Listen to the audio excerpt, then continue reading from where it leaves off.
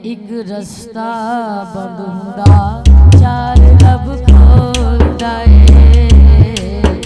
एक रस्ता बंद हुंदा चार रब खोलदा है।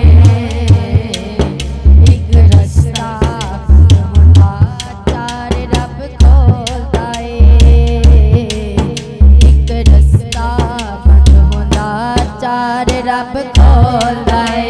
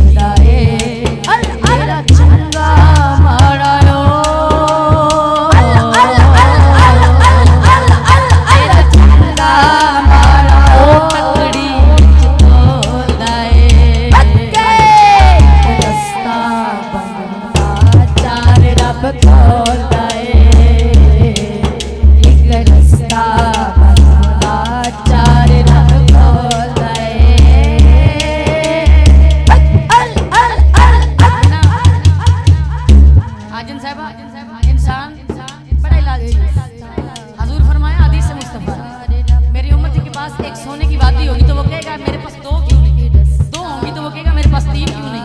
यह हिर्स कब्र की दीवारों तो खत्म नहीं होती और इंसान का मुंह सिर्फ कब्र की मट्टी भर सकती है, लेकिन होंदा होगी जो बड़ा बालक चाहता है। एक मां के चार पुत्र होंगे ने, एक जहाज़ां दे झूटे लैंदा है, एक दे कोल साइकिल भी नहीं होंदा। क्यों? बंदा जो चाहता है वो नहीं होंदा, जो रब चाहता है होंदा।